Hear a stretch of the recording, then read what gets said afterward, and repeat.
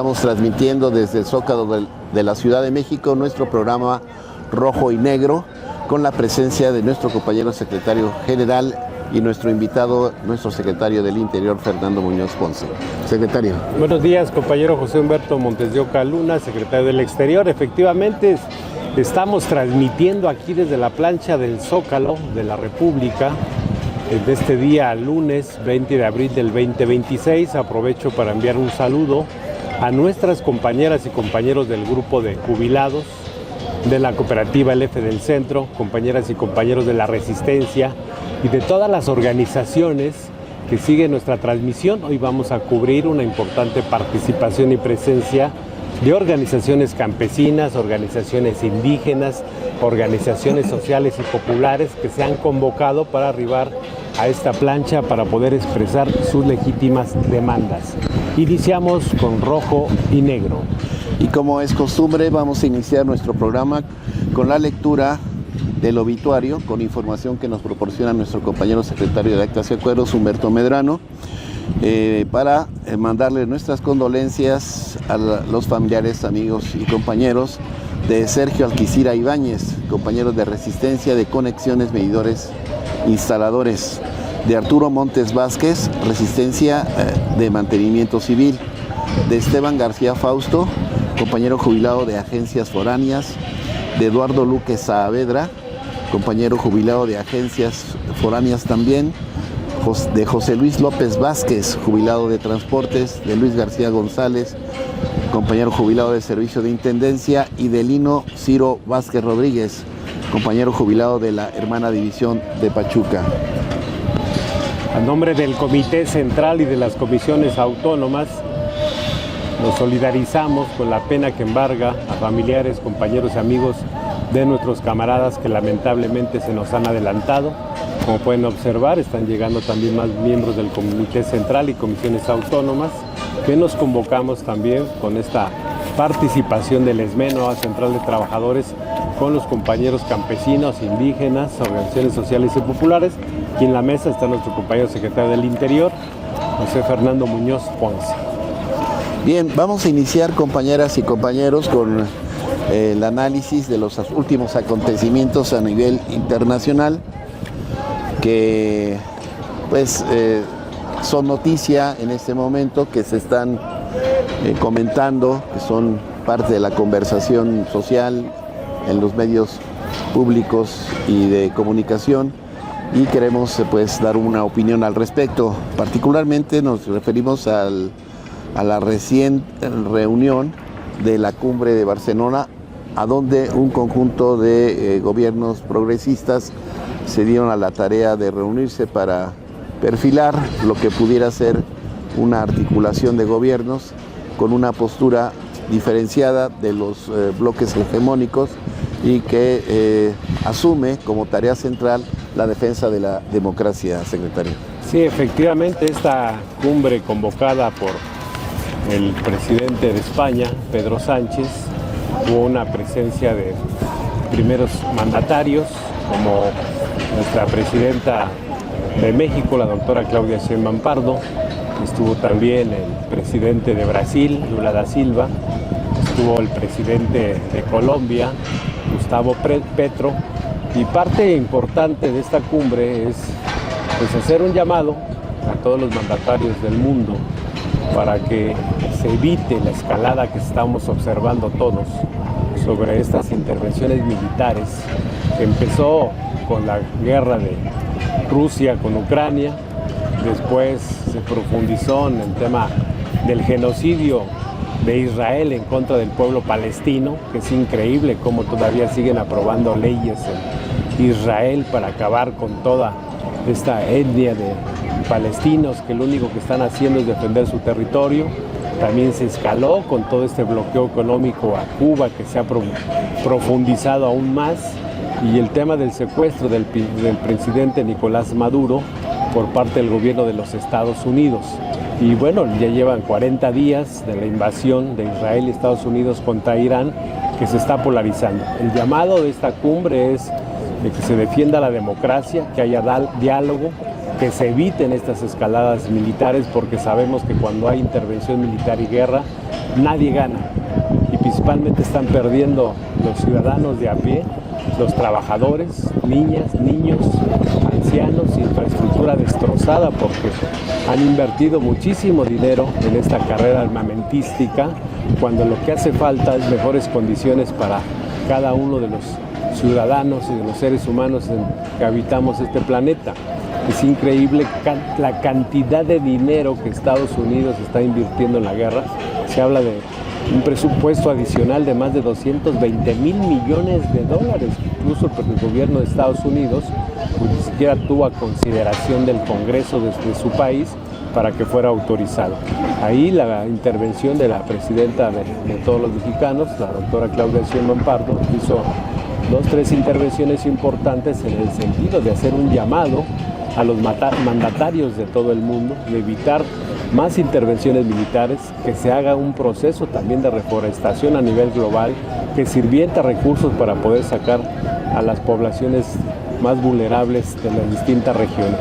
Esta cumbre, bueno, pues se ha polarizado también, tenemos que decirlo así, por la posición de los gobiernos de derecha, que no han cejado en el sentido de estar descalificando esta cumbre, donde prácticamente pues sí se fija una posición muy clara de evitar el avance de la derecha en los gobiernos. Así es, y bueno, el evento pues fue muy comentado desde diferentes perspectivas, y particularmente en nuestro país hubo muchas críticas de la derecha y la ultraderecha mexicana con respecto a la presencia de la doctora Claudia Sheinbaum en este escenario, acusándola de intervenir en otros asuntos exteriores de países que están siendo cuestionados por su contraparte de los Estados Unidos, y advirtiendo que una reunión de esas características no ayuda, ¿no?, en el marco de la revisión del Tratado de Libre Comercio con Estados Unidos y Canadá.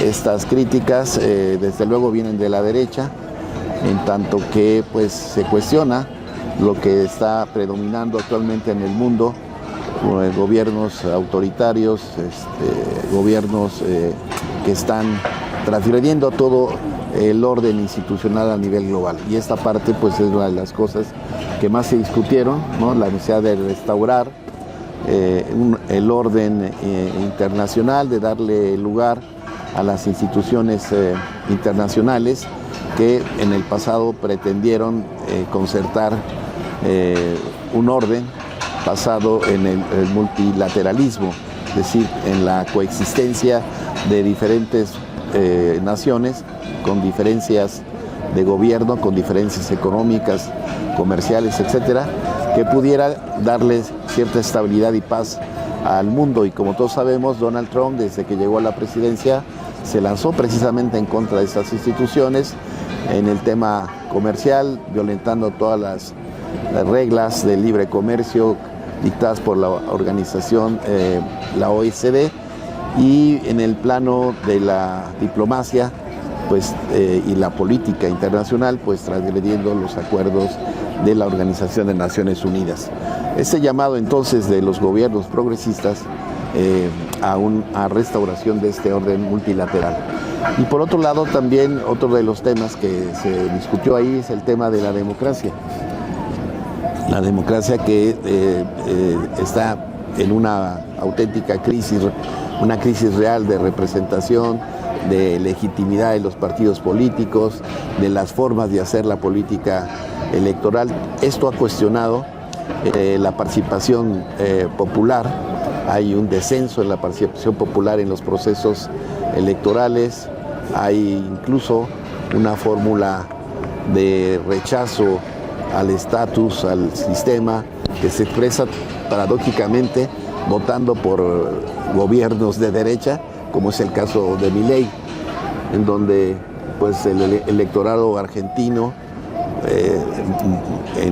molesto con la situación económica que se vive en este país, pues optó en su mayoría por votar por la derecha, y con las consecuencias que ahora paga el conjunto de la clase trabajadora argentina, que está viendo desmantelar sus conquistas históricas de carácter laboral y de derechos humanos. Entonces, ese es un tema de cómo la crisis de la democracia liberal burguesa comienza a preocupar más allá del ámbito nacional a los gobiernos que por la vía electoral están llegando al poder, reivindicando un modelo de desarrollo, un modelo de gobierno con ciertos tintes de redistribución del ingreso, pero que actualmente están siendo cuestionados desde los grandes centros financieros y de los países hegemónicos. En la discusión hubo cosas interesantes, por ejemplo el tema de la renta universal, ¿no? Una política de incremento progresivo a los impuestos de las grandes fortunas, de los millonarios, que eso no es nuevo, incluso en Europa, en España ya hay un impuesto que se le cobra a las grandes fortunas, pero que eso debiera hacerse como una cuestión más general. También hay que mencionar que la cumbre se da en el marco de ciertas coyunturas político-electorales locales, ¿no? Lula está por participar en octubre próximo como candidato a ser reelecto en Brasil como presidente. En México hay elecciones el próximo año, elecciones intermedias como se conoce, que además van a involucrar no solamente al Parlamento, sino también a gobiernos, ¿no? A nivel estatal, a nivel municipal y por supuesto la otra parte de la elección de los jueces, ¿no? Del Poder Judicial que quedó pendiente y que una nueva elección habrá entonces en México. Y en Colombia también hay elecciones el año próximo y entonces también los gobiernos que se autodenominan progresistas estuvieron también buscando un cierto grado de legitimidad a nivel internacional mediante esta reunión que por cierto no concluyó con una declaración explícita. O sea, no hay un documento que establezca el marco de los acuerdos y una iniciativa política por echar adelante, ¿no?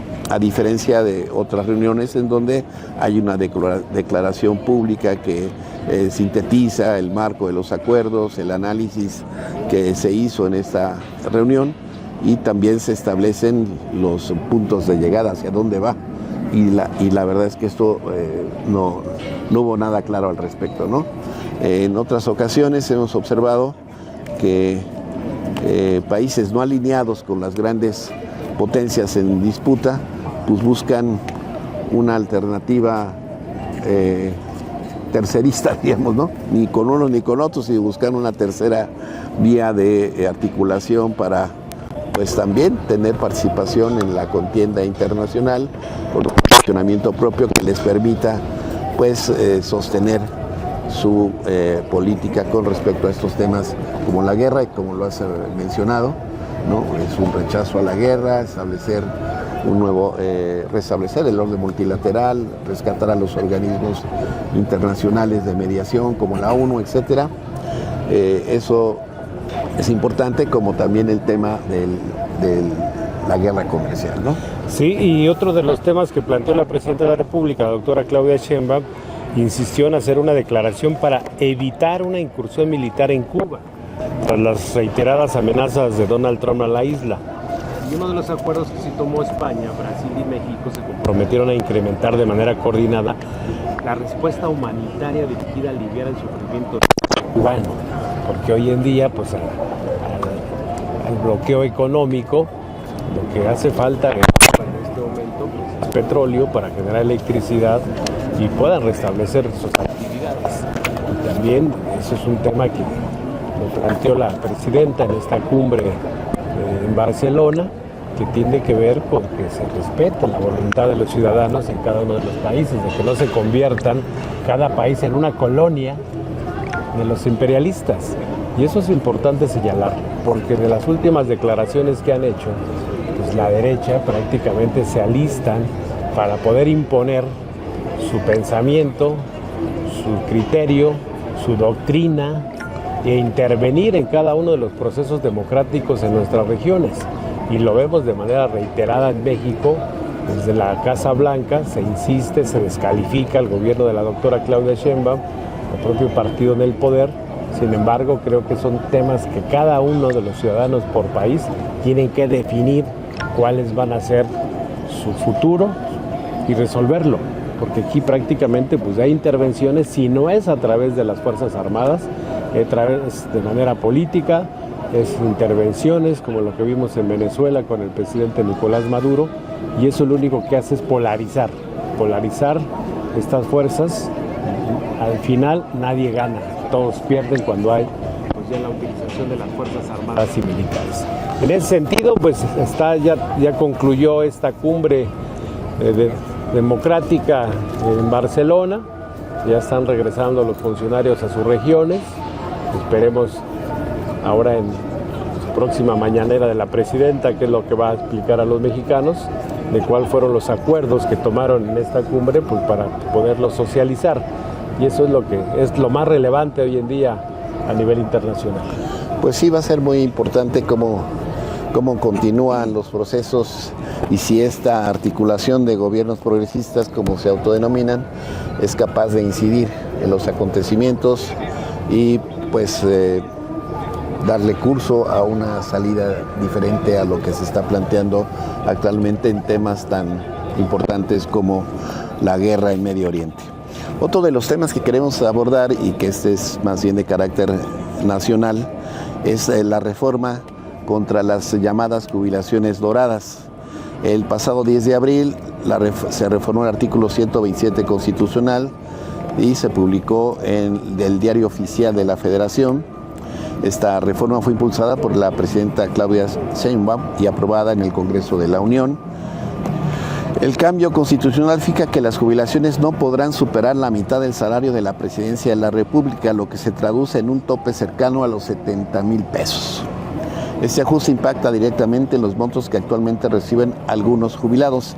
Entre los afectados se encuentran jubilados de Pemex, de Comisión Federal, de Banobras y de Luz y Fuerza del Centro. También se aplicará para extrabajadores de distintas instituciones federales y locales. Los jubilados advirtieron que más de 93,000 personas podrán enfrentar recortes de hasta el 60% de sus ingresos por esta reforma a las jubilaciones.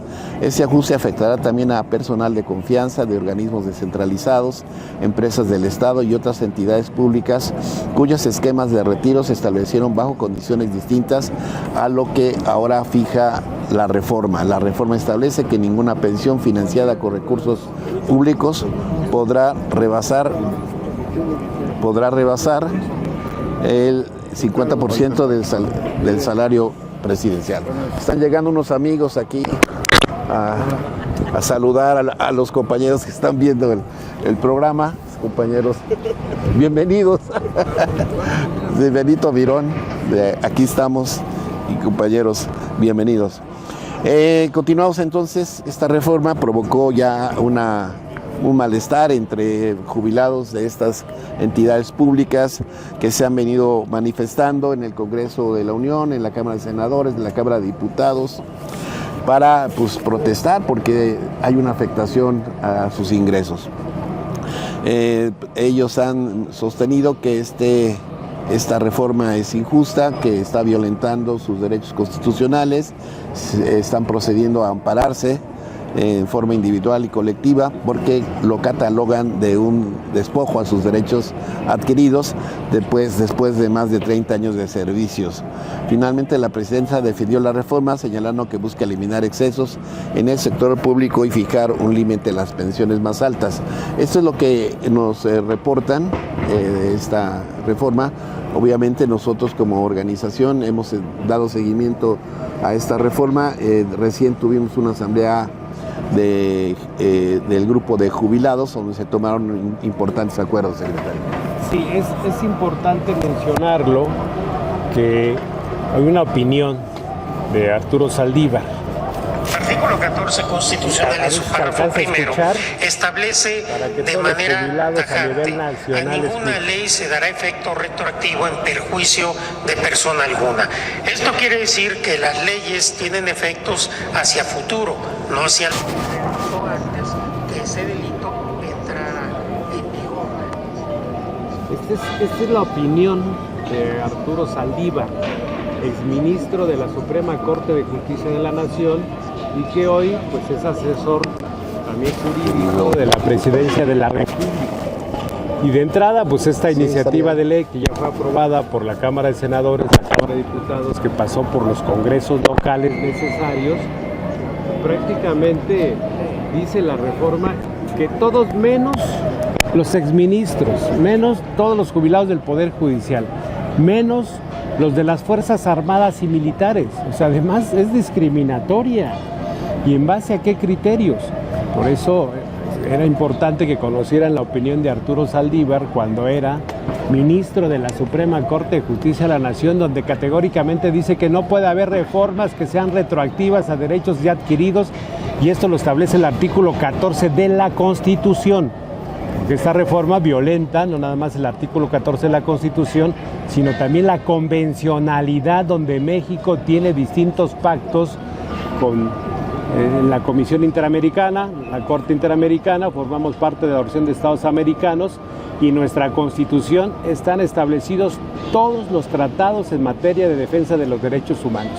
Por eso es importante pues, la participación de los jubilados, y vimos ya marchas de los jubilados de la Comisión Federal de Electricidad, de Petróleos Mexicanos, de Luz y Fuerza del Centro, de distintos sindicatos, porque también se observa que en el futuro dice que todos los organismos públicos descentralizados, todos los fideicomisos, están los de Banobras, y hay una afectación más o menos de unos 150,000 pensionados en todo el país.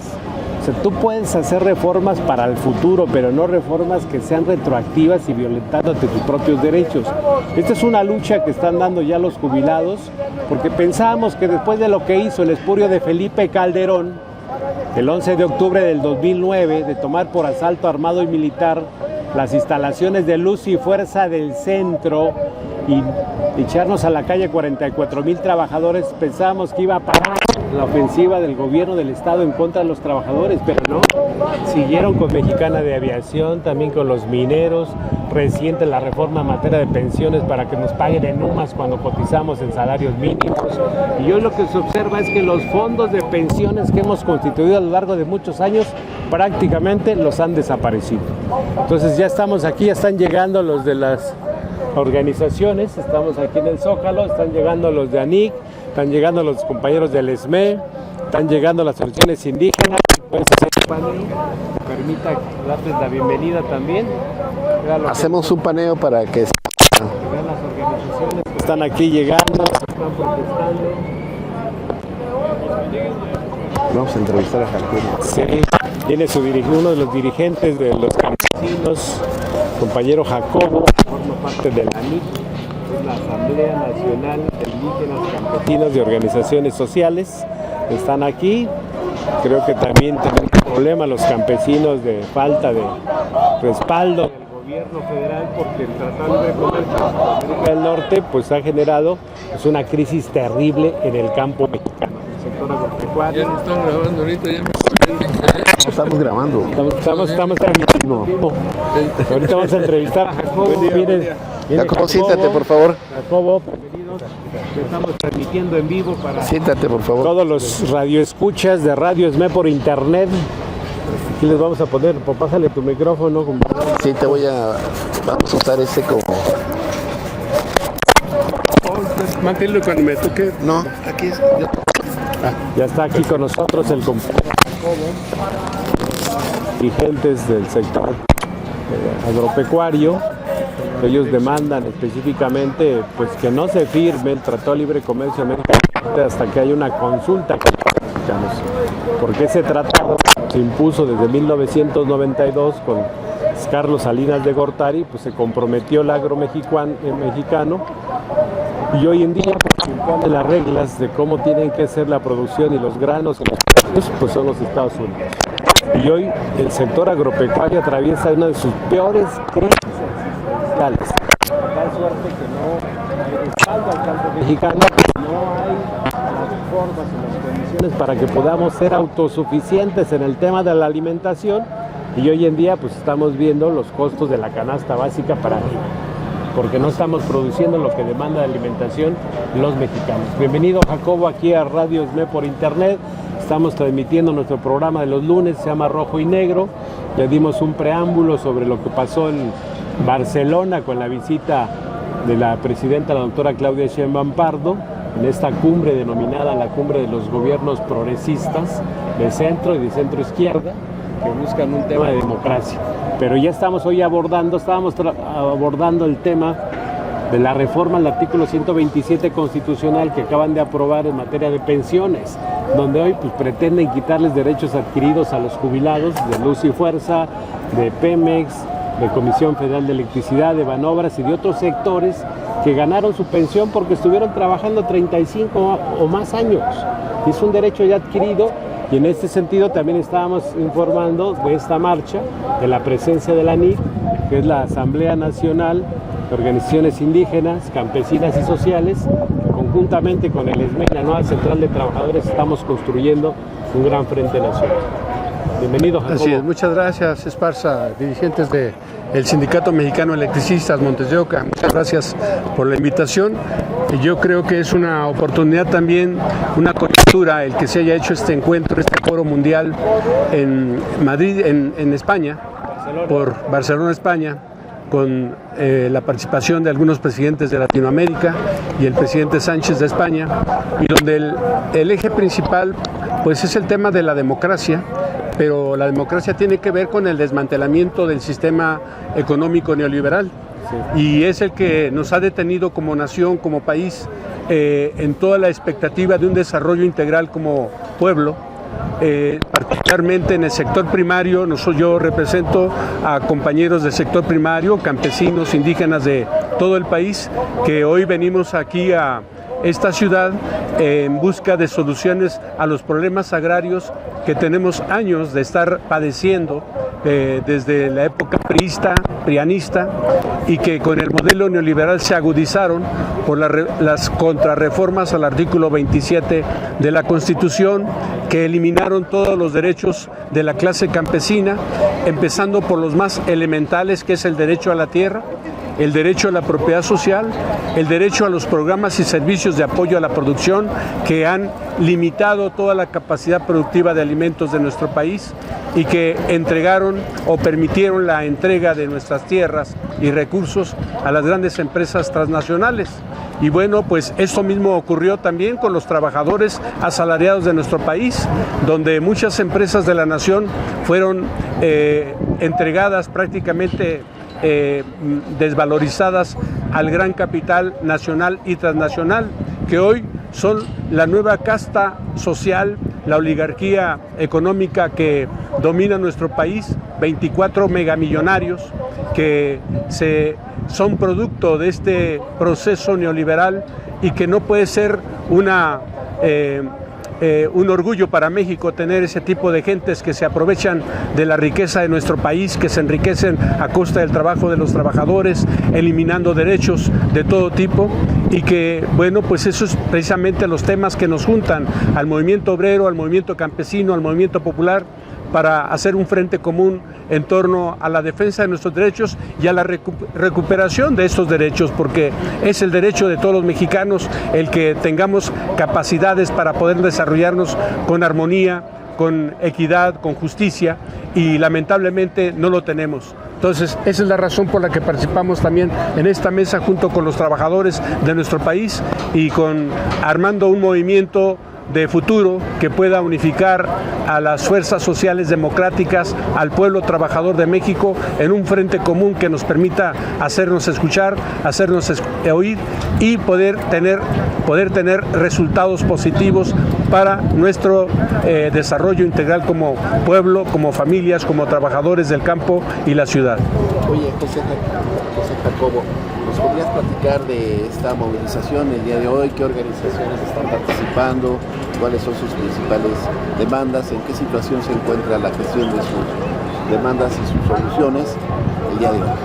Bueno, sí, este es un movimiento que fue programado en razón de que tenemos ya tiempo con diferentes demandas varios agrupamientos que estamos en la Asamblea Nacional Indígena Campesina y Social, entre ellos la UPRES, la UNORCA, el Consejo Ciudadano y otras organizaciones que nos acompañan y que representamos grupos indígenas, pero que no han tenido respuestas positivas de parte del gobierno federal, particularmente de la Secretaría de Desarrollo Agrario, Territorial y Urbano, que son los responsables de atender toda la gestión agraria, desde la actualización de padrones, la delimitación de linderos entre comunidades, ejidos y propiedad privada, la que debe restituir derechos que tienen que ver con la certificación de derechos ejidales, con la titulación de bienes nacionales que están ocupados por nuestros compañeros, o la regularización de propiedades que fueron entregadas por el gobierno a través de la Secretaría de Reforma Agraria, pero que hasta ahora no han sido regularizadas a favor de los posesionarios, entre muchas otras demandas que traemos ahí, con los derechos del agua, con los derechos de inversión para la producción de alimentos, con los problemas del mercado y sobre todo con el problema de la rentabilidad agropecuaria, que es un problema grave, porque estamos produciendo, pero no tenemos rentabilidad, no hay ganancias, no hay utilidad, y eso hace que el campesino esté en quiebra permanente desde hace 30 años y que los jóvenes particularmente no quieran saber nada del campo porque pues no hay alternativa para ellos, que busquen alternativas en las ciudades del interior de la República o en otros países del extranjero. Ese es el problema que nos trae. ¿Y vienen compañeros de diferentes estados de la República? Vienen compañeros desde Sonora, Chihuahua, Sinaloa, Durango, vienen gente de Veracruz, de Tabasco, de Oaxaca, de Guerrero, vienen de aquí del Estado de México, vienen de Tamaulipas, es decir, de Querétaro, vienen compañeros de diversas entidades, comisiones, porque son compañeros que pues nos cuesta mucho el desplazamiento, no hay recursos para sufragar gastos para mucha gente, y aquí vienen comisiones con la intención de estar 3 días en la Ciudad de México para buscar soluciones, y el encuentro ha sido aquí en el Zócalo de la Ciudad de México porque la presidenta es la jefa del gabinete, ella es la que lo nombró. Y dado que el gabinete no está respondiendo, pues venimos a buscar que ella sea la que ordene para que ella solucione los problemas que demandamos. Concejal, como decías hace un momento, que uno de los problemas del sector es el Tratado de Libre Comercio con América del Norte. ¿Qué opinión te merece sobre que hoy las pláticas de Estados Unidos y México se están llevando aquí en la ciudad para poder entrar a la revisión del TEC-MEC? Sí, mira, ese es otro tema y es central de esta movilización. Si se firma el Tratado de Libre Comercio, los campesinos vamos a desaparecer en 15 años. Es decir, la planta productiva en el campo, los ejidatarios y comuneros, en la edad es superior a los 60 años. Dentro de 15 años que se vuelva a revisar el tratado, la mayor parte de los campesinos van a morir. Y eso está provocando la entrega o la concentración de tierras en pocas manos.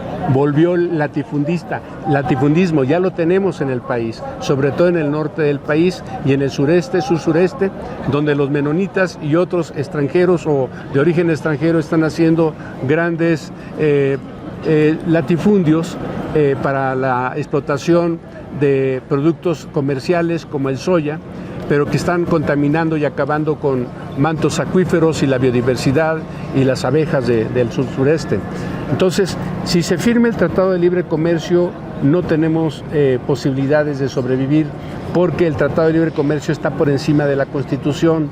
Sus lineamientos son en función de la necesidad de la gran empresa monopólica internacional. Ellos, e incluso por encima de los derechos de los indígenas, que hoy recientemente se aprobó el artículo 2, donde se les reconoce como sujetos de derecho público. Pero el problema está en que el tratado está por encima porque obliga al gobierno y al país a entregar los recursos minerales y naturales que se encuentran en todo el territorio, de tal manera que el artículo 2 que defiende a los campesinos queda por abajo de lo que estatuye el propio Tratado de Libre Comercio. Y de hecho, pues comentarles que la crisis en el campo viene desde que se firme el Tratado de Libre Comercio en 1993, empieza el 1 de enero del 94, y empieza la quiebra de las pequeñas y medianas cooperativas productoras de porcinos del Bajío.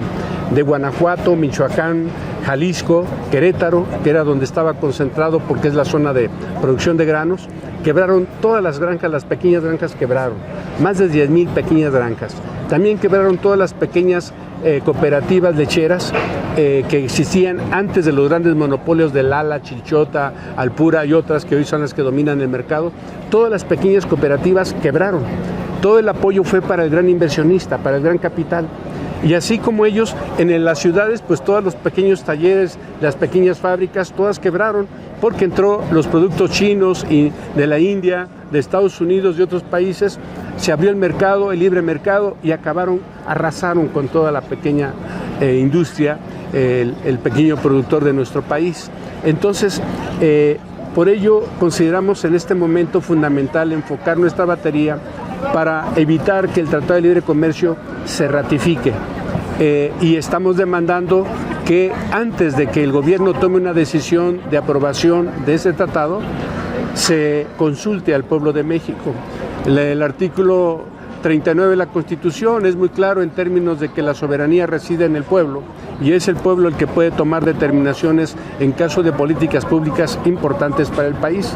En ese tenor consideramos que es el momento para que el gobierno, dado que ha estado defendiendo la democracia y la participación del pueblo en todo este tipo de eventos, convoque a una consulta popular el próximo primer domingo de agosto de 2027. Así lo estatuye también la Constitución, es la fecha que lo establece. Entonces nos parece que sería lo correcto y que la doctora Claudia no tenga que firmar un tratado sola, aunque tenga el apoyo del Congreso Federal, como es la Cámara de Senadores, que es el órgano responsable de revisar la política exterior. Aún con ello no tienen derecho ni ellos ni la doctora de firmar un tratado sin informar al pueblo y consultarle directamente en un evento nacional. Y para eso obviamente pedimos que todo el documento que se elabora del Tratado de Libre Comercio, ahora que negocia Marcelo Ebrard con Estados Unidos y Canadá, se ponga a discusión en todo el pueblo, para que el pueblo tome decisiones. Sí, porque al final los tratados de libre comercio, como bien refieres, el primero que se firma en la época de Salinas de Gortari, y fue el documento, el acuerdo comercial para privatizar más de 1,200 empresas que eran del Estado. Así es. Acabar con esa época del Estado benefactor, donde había crecimiento en la economía.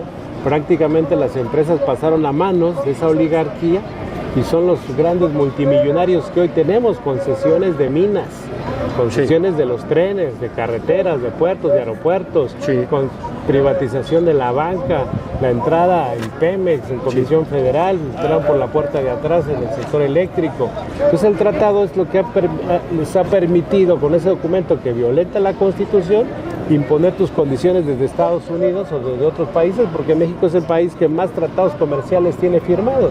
Y hoy pues México trae una terrible crisis porque esta política neoliberal dijeron que era para traer beneficios a la población. Sí. Me acuerdo perfectamente cuando decían que el Estado estaba muy gordo, muy choncho, y que con la privatización de las empresas iba a llegar la economía para todos los mexicanos, y hoy, a estos años, del 94 para acá, pues prácticamente tienes más de 50 millones de pobres en México y solamente unos cuantos concentran más del 40% del Producto Interno Bruto de México. 24 ricos, 40% ricos de la riqueza nacional. Entonces creo que sí es un tema de reflexión para todos, porque prácticamente lo que platicábamos hace un momento en materia de pensiones, pues ya saquearon todos los fondos de pensiones, tanto públicas como privadas, las universidades en los estados no se diga, no hay un solo peso para cubrir una obligación del Estado con los trabajadores que hemos construido todo este sector, desarrollarlo en el tema eléctrico, el tema petrolero, el tema de los bancos, el tema de salud,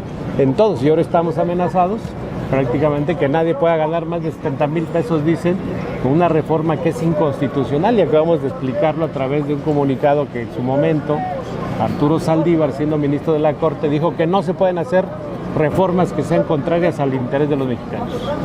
Así es, así es. Ese es el planteamiento. Adelante. Sí, bueno, recién tuvimos el Encuentro Nacional para el Diálogo de las Organizaciones y Movimientos Sociales, a donde ahí nos encontramos con un conjunto de organizaciones populares, desde sindicales, cooperativas, organizaciones indígenas, campesinas, ya acordamos suscribir un pacto de unidad de acción, ¿no?, en los hechos, y de buscar articular al movimiento social que hoy en día está muy disperso, atomizado, fracturado, y que no alcanza a tener la suficiente fuerza para protagonizar, ¿no?, en torno a su interés, una postura que permita incidir en las políticas públicas, en las decisiones del gobierno. Un movimiento débil, un movimiento disperso, no puede generar alternativas. Por esa razón nos reunimos el 18 y 19 del mes pasado, de marzo, para buscar converger en un esfuerzo unitario, y el día de hoy estamos ya en la práctica llevando adelante los acuerdos de este encuentro con la intención de respaldar solidariamente las distintas demandas del movimiento popular. Y el día de hoy nos tocó venir aquí a respaldar esta movilización campesina e indígena que tiene justas demandas, que está planteando la solución y también está cuestionando el marco de los acuerdos internacionales de libre comercio, que tienen una afectación directa no solamente en contra de la clase campesina y las comunidades indígenas, también en el tema de la autosuficiencia alimentaria, que pone en riesgo a nuestro país y que significa que productos tan tradicionales como el maíz en México hoy tengamos que importar para satisfacer la demanda de alimentos de nuestro país. Entonces, estamos aquí. Jacobo, ¿quieres decir algo más? Solamente comentarles que, bueno, no tenemos un proyecto de nación, no hay un proyecto autónomo, soberano, que nos permita un desarrollo independiente como nación. En el campo mexicano no hay un proyecto para el desarrollo agropecuario, para alcanzar la soberanía alimentaria, para resolver las necesidades de producción de maíz, frijol, trigo, sorgo, leche. No tenemos un programa, no hay un plan. Estamos importando más del 50% de granos que he mencionado y el 30%, 35% de la leche que consumimos. Pero importamos más de 750,000 toneladas de carne de pollo, de carne de res. Es decir, no somos autosuficientes y no hay un proyecto gubernamental para impulsar la producción de esos alimentos, a pesar de que tenemos tierra, agua y mano de obra para hacerlo. No lo tenemos. ¿Y saben cuál es la razón? Porque no hay dinero, dice el gobierno, que no hay dinero para invertir. No tenemos un banco de crédito para los campesinos, no tenemos seguros agropecuarios, no tenemos asistencia técnica, son servicios básicos para la producción. Lo teníamos antes de la reforma al 27 de 1992, sí teníamos todo eso, pero el gobierno salinista puso en quiebra todas las empresas de la nación y las vendió, las remató, las entregó a la gran burguesía, nacional y extranjera. Nos dejó desarmados y hoy quienes dominan el campo mexicano son las empresas transnacionales como Monsanto, DuPont, Bayer, Dow, son las empresas transnacionales. Las empresas como Nestlé, por ejemplo, Cargill, son las que dominan el acopio y la distribución de alimentos en nuestro país. Bueno, Walmart, la cadena norteamericana que domina más del 60% de los mercados de abasto en el país. Es decir, son ellos los que tienen todo el control a partir de la reforma constitucional de 1992 y la firma del Tratado de Libre Comercio. Hoy México no puede oponerse a esas inversiones ni las puede limitar, porque está el Tratado de Libre Comercio y está por encima de la Constitución que los derechos de los mexicanos. Entonces necesitamos elaborar un proyecto de nación y por eso es la importancia de esta iniciativa que ha tomado el Sindicato Mexicano de Electricistas, de impulsar la unidad estratégica de los movimientos democráticos de este país para hacernos escuchar, para que la voz del pueblo sea escuchada y que los gobernantes obedezcan la voz del pueblo, que no se reúnan solamente con los grandes magnates, porque es lo que hacen. ¿Por qué no se reúnen con el pueblo, con los trabajadores, con los campesinos? ¿Por qué no van al campo a visitar las comunidades para ver cómo vivimos, cómo estamos, para que tengan claridad de lo que hay que hacer y que cambie el papel que los burócratas tienen hoy en el gobierno federal, que sea otro de entrega, de compromiso con las necesidades del pueblo? Perfecto. Muchas gracias, José Jacobo. Pues hay movimiento ya hasta aquí, hasta la protesta, y bueno, seguramente tendrá que gestionar una reunión en este momento para darle solución a todo ese conjunto de demandas. Así es. En principio tenemos pactado que a las 12 del día nos reciben en SEDATU para atender las demandas. Pero bueno, pues vamos a ver qué dicen. A ver, ya veremos. Y se viene una siguiente movilización que es el 1 de mayo. Así es, ya estaremos presentes. Somos trabajadores, decías hace un momento, del campo y de la ciudad. Del campo y la ciudad. Así Todos es. somos trabajadores, todos hemos construido esta gran nación. Así es. Y todo lo que construimos en nuestros antecesores, pues prácticamente estos gobiernos neoliberales y tecnócratas lo han desmantelado. Así es. Y hay que echarlos para atrás, para afuera. Muy bien, pues muchas gracias, Jacobo. Muy bien, gracias a ustedes. Excelente. Martín, excelente. Jacobo, ahorita los alcanzamos en el meeting. Muy bien, pues ya escucharon ustedes esta intervención analítica crítica de lo que sucede hoy en el campo mexicano. Todo nos dice que no se ha ido el neoliberalismo, que todavía hay políticas y falta de políticas que puedan garantizar en el campo la producción y la distribución de los productos agrícolas en función de la soberanía alimentaria de nuestro país. Y hay mucho que hacer y bueno, las organizaciones sociales que están viviendo esta crisis en el campo también tienen propuestas, también tienen planteamientos y alternativas a lo que estamos viviendo. Este tema del sector agropecuario, el día de ayer, curiosamente, algunos productores de leche de la cuenca, que era la más importante, la de Tizayuca, Sí. están en crisis. Quitaron todos los apoyos para la leche porque introdujeron leche en polvo de Estados Unidos. No es cerquita el aeropuerto internacional Felipe Ángeles, los pozos de agua y todo, pues ahora están mandando el agua para allá. Entonces, pues, pasas por lo que era la cuenca de Tizayuca, abandonada, prácticamente. Si ves unas 100 vacas es mucho. Así es, sí, sí. Han Es desmantelado increíble, todo. Todo. Y eso ha dado pie a la distribución de muchos alimentos ultraprocesados. Ya no son originarios. Y ese es parte del problema de salud que tenemos en toda la población. Ya no sabemos lo que consumimos. Viene el título de lo que se supone es el producto, pero los elementos que lo integran ya no son los originales. Tienen muchos aditivos, muchos condimentos y bueno, pues esto está generando problemas en toda la salud de nuestros Muy bien. ciudadanos. Decías, como secretario, que en México hay privilegiados, auténticos privilegiados.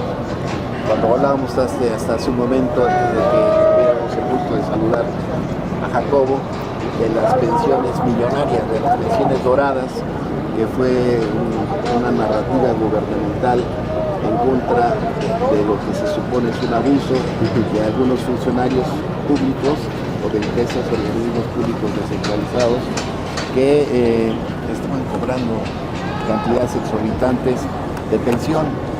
Y bueno, se dio mucha información en los medios de comunicación señalando particularmente a los jubilados de las empresas públicas pues, de carácter estratégico, como es Pemex, como es Comisión Federal de Electricidad y en su momento Luz y Fuerza del Centro. Sí. Nosotros no defendemos jubilaciones millonarias, ¿no? Sí, ¿no? Eso se revisen. Claro, nosotros nos deslindamos, porque cierto es que algunos funcionarios públicos que no laboraban en esas estratégicas con poca antigüedad, incluso a veces hasta menos de un año, se jubilaban como si hubieran laborado 30 años ahí con salarios, bueno, con cuotas de jubilación muy altas. Así es. Y en ese sentido nosotros no defendemos eso que sí nos parece injusto. Pero también tenemos que decir que muchos trabajadores operativos, especializados, ingenieros de estas industrias estratégicas, pues trabajaron incluso no 30 años, 40 años en las empresas y alcanzaron pues una compensación, una jubilación o el aporte productivo que le brindaron al país pues más altas que las jubilaciones estándar, ¿no? del común. Y bueno, esa situación que ahora están reclamando por el hecho de que se les va a rebajar algo que ya habían logrado, estaba convenido con el gobierno, con las direcciones de las estratégicas, y bueno, el reclamo de ellos es de que se está violentando el artículo 14 constitucional, que nos dice que una ley puede ser retroactiva, ¿no? Y en eso estamos, porque algunos compañeros jubilados de nuestra organización sindical se podrían ver afectados. Sí, efectivamente, porque aquí prácticamente dicen todos los jubilados, estamos hablando de los que su relación laboral fue a través de un contrato colectivo de trabajo. Los empleos de confianza, la mayoría fueron sindicalizados. Y este es un mensaje del sexenio pasado que vale la pena que lo escuchen todos los jubilados, porque se les reconoce su actividad productiva en el país y se les dice que se va a garantizar su trabajo, mejorar su atención médica y la pensión. Miren, escúchenlo. La confianza, no vamos nunca a afectar a los trabajadores petroleros. Que estén ustedes tranquilos, seguros de que no va a haber despidos, de que están completamente resguardadas sus pensiones, y les digo, vamos a mejorar mucho el servicio médico. Está mal, pero que va a mejorar. Eso fue un mitin con los trabajadores petroleros de confianza donde se les garantiza, pero curiosamente en este año hacen una reforma constitucional y nos tasan a todos. Para los trabajadores petroleros. Entonces sí es un grave problema porque terminó la pesadilla que significó el llamado modelo neoliberal. se acabó el modelo neoliberal, decía el expresidente, pero hoy pasó fast track, Cámara de Senadores, Cámara de Diputados, congresos locales, y con la mano en la cintura le dicen a los trabajadores que fueron el CFE, Luz y Fuerza, Petróleos Mexicanos, Banobras y todas las dependencias, ¿qué creen? Ya no, porque fueron abuso, porque son pensiones doradas, cuando no hay un análisis, ni siquiera les dieron oportunidad de explicar su caso, como fue con nosotros, ni siquiera nos dieron oportunidad de defendernos. Tomó el Ejército, la Policía Federal de Genaro García Luna por asalto armado y militar, Luz y Fuerza del Centro, y a la calle 44,000 trabajadores. Y los ministros de la tremenda corte, entre ellos Arturo Saldívar y algunos otros, le avalaron todas las abusos de poder de Felipe Calderón, que de por cierto llegó cuestionado por el fraude electoral del 2006, y tomó por asalto armado y militar, Luz y Fuerza, pero así a varios sectores del país. Y tranquilamente hoy Felipe Calderón está en España disfrutando de todos los contratos leoninos que le entregó a Iberdrola y a otras empresas, porque terminó su sexenio y se fue de consejero externo a trabajar con estas empresas que les dieron contratos leoninos en el sector petrolero, en el sector eléctrico, impuso la reforma de los contratos de servicios múltiples para la exploración y explotación de petróleo, hizo reformas para meter el tema del on-sourcing, que todavía sigue existiendo en todo el país. Creo que estamos en una coyuntura importante, pero sí es un llamado a que todos participemos en este gran frente nacional con las organizaciones campesinas, indígenas, sociales, populares y también los trabajadores. Aquí los trabajadores debemos de jugar un rol más protagónico para poder restablecer nuestra Constitución, la legalidad del Estado de Derecho. Bueno, se habla de pensiones doradas, sí, pero también hay fortunas doradas. Fíjense, estos datos son datos oficiales de instituciones prestigiadas. Dice, en 2016 la riqueza combinada de los multimillonarios mexicanos era de 99.600 millones de dólares. En el lapso de 2016 para 2026, o sea, en 10 años, la lista subió en millonarios y también en montos, porque ahora se calcula que los multimillonarios en México, 24 señores de fortunas doradas, acumulan 267,000 millones de dólares. Eso quiere decir que prácticamente están más que triplicando fortunas en un periodo en donde la política pública ha puesto el énfasis en una redistribución de la renta a partir de los programas sociales. Pero no se invierte, como dices, en lo productivo, en alimentar la producción agrícola. Y esos 5,000 millones de pesos que se van a ahorrar, según esto, recortando las pensiones de los empleados de los IFEs, la Comisión Federal de Electricidad, pues no representa gran cosa en relación a las grandes fortunas que tienen, y bueno, una política de impuestos que nosotros hemos dicho debe ser progresiva para que los ricos paguen. El día de hoy un anuncio de una de estas grandes multimillonarios, Germán Larrea, va a poner en la bolsa de valores una carretera que tiene concesionada para poder invertir en las concesiones de las minas de cobre que tiene, porque su principal mercado es Estados Unidos, y va a invertir en todos los trenes que le dio Zedillo por 99 años la concesión cuando privatizaron los trenes. Ese señor es el segundo hombre más rico de México y prácticamente ellos no los tocan ni con el pétalo de una rosa, pero todavía le siguen dando concesiones y contratos a costa del sufrimiento de todos los mexicanos. Si ellos no los graban, ¿por qué no se hace la reforma fiscal para grabar sus fortunas? Y al contrario, están sacando dinero que generan aquí en México, lo sacan al extranjero a invertir en otros lados, y aquí no importa que los mexicanos estemos sufriendo con falta de inversión para poder generar economía y haya mejor derrame y condiciones para todos nosotros. Así es. De hecho, hay que señalar que las fortunas han venido creciendo, pero sobre todo del año pasado, 2025 a 2026, las fortunas de estos multimillonarios se incrementó más del 50%. Es decir, no hay parámetro para medir cómo las políticas públicas mexicanas son de beneficio prácticamente exclusivo para este tipo de multimillonarios, y los programas para la población son limitados y las políticas son inexistentes, las políticas de desarrollo. Entonces, eso es lo grave de lo que vemos en nuestro país, que estamos, digamos, bien en términos de la macroeconomía, de la defensa de la soberanía nacional con respecto a otras naciones, pero en el interno tenemos deficiencias terribles que son las que marcan finalmente cuál es la pauta en la que nos estamos desarrollando como nación.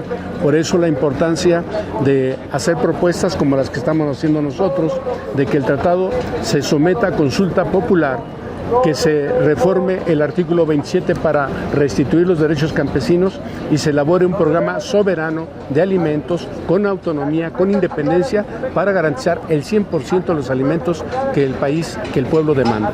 Es lo que traemos. Perfecto. Y lo traemos. Muy bien, José Jacobo, pues hay compañeras y compañeros que siguen esta transmisión. Esta es la participación de José Jacobo, que integra a la ANIS, que es la Asamblea Nacional Indígena, Campesina y Social, conjuntamente con el ESME, la Nueva Central y las organizaciones que tuvimos la oportunidad de reunirnos el mes pasado en este encuentro nacional. Hay una declaración, hay un programa, y lo más importante pues es en la acción. Y hoy es la primera actividad aquí en la plancha de la Constitución, en el Zócalo, aquí está la asta bandera. Llegaron los delegados de varias organizaciones y bueno, también hay compañeros del Sindicato Mexicano de Electricistas, nuestra cooperativa LF del Centro y de otras organizaciones. Muy bien, excelente. Gracias a ustedes. Gracias. Vamos a terminar el programa recordando... Ya está el templete también para que lo usen los compañeros. Sí, ya estamos por instalar el templete para realizar con las organizaciones campesinas un meeting en torno a este conjunto de demandas que trae la ANIX, y queremos concluir el programa para empezar nuestro meeting recordándoles las actividades del plan de acción. El día de hoy, bueno, pues estamos aquí en el Zócalo. El día 23 tenemos una reunión de la Coordinación Nacional del Diálogo de Organizaciones y Movimientos Sociales. El día 27 se va a celebrar un foro sobre la certificación del Instituto Nacional de Economía Social, organizado por el colectivo de cooperativas de la Nueva Central de Trabajadores. El 1 de mayo, pues esperamos regresar aquí a este Zócalo capitalino en una acción unitaria y convergente con otros referentes sindicales. Estamos ya en la plática de cómo podemos organizar un 1 de mayo unitario. Tenemos asamblea general el miércoles próximo, ahí a las 5 de la tarde. A las 5 de la tarde y vamos a platicar el tema y otros asuntos de nuestra organización. El día 5 a 7 de mayo vamos a tener un encuentro internacional antifascista y antiimperialista en las instalaciones del Sindicato Mexicano de Electricistas. Es un evento internacional, van a venir compañeros de diferentes países de América Latina a celebrar este encuentro en rechazo de la política agresiva, intervencionista, imperial de los Estados Unidos. Y el 11 de mayo pues está por confirmarse también la movilización unitaria para la entrega de la carta petitoria a la Presidencia de la República, en donde pues se conjuntan las organizaciones que participamos en el encuentro nacional para el diálogo de las organizaciones y movimientos sociales. Vamos a entregar los resultados de nuestro encuentro en la fórmula de una carta petitoria de exigencia de solución a un conjunto de reivindicaciones del conjunto del movimiento en forma unitaria. Este es nuestro plan de acción, secretario. Sí, es un plan de acción que nos lleva pues, prácticamente hasta el mes de mayo, y este miércoles vamos a tener un mitin aquí de solidaridad con los trabajadores del sindicato del Monte de Piedad. Llevan 6 meses en huelga y aquí los vemos, aquí está el esquina. ¿Y qué es lo que están haciendo estos del Monte de Piedad? Entiendo, esquiroles, empleados de confianza, abriendo sucursales y los trabajadores sindicalizados. Y la Secretaría del Trabajo indiferente, el Gobierno de la República indiferente. Ahí podemos ver desde aquí las mantas, las banderas rojo y negras. Vamos a venir con organizaciones de la nueva Central de Trabajadores, con el Sindicato Mexicano de Electricistas, con su secretario general, el licenciado Layún, para que podamos fortalecer y emplazar al gobierno previo al 1 de mayo a una solución a esta huelga que llevan 6 meses aquí los compañeros. Muy bien. Pues si gusta despedir el programa, secretario. Bien, a todas y a todos los compañeros que siguen esta transmisión, pues ya vieron el plan de acción. Estamos transmitiendo desde aquí de la Plaza de la Constitución, el Zócalo de la Ciudad de México, donde muchas ocasiones hemos estado aquí. Aquí estábamos recordando el plantón que duró casi 6 meses aquí, donde hicimos muchísimas asambleas, muchísimas actividades, hubo eventos y aquí pues era importante estar. Hay muchas anécdotas de todo lo que vivimos, sufrimos, porque pues no era fácil aguantar a un gobierno autoritario de derecha como el de Felipe Calderón y su secretario de Seguridad Pública, Genaro García Luna, vinculado con el crimen organizado, que su objetivo era acabar con el Sindicato Mexicano de Electricistas, no con Luz y Fuerza. Luz y Fuerza no era una empresa, es una industria. Hace rato que llegué todavía están los registros de Luz y Fuerza del Centro. Todo se lo transfirieron a la Comisión Federal de Electricidad a título gratuito. O sea, la materia de trabajo existe y esa materia de trabajo es del Sindicato Mexicano de Electricistas, y aquí es necesario la participación y la lucha. Reconocemos el esfuerzo que hacen las organizaciones de la ANIS, todos los que estamos de la nueva central del ESME, y creo que estamos construyendo un movimiento importante que sea más protagonista, que incida en la toma de decisiones en nuestro país. ¡Que viva el Sindicato Mexicano de Electricistas! ¡Que viva la ANIS! ¡Viva el Frente Nacional! ¡Viva México, compañeros! ¡Viva México! ¡Viva México! ¡Viva! Gracias. Gracias.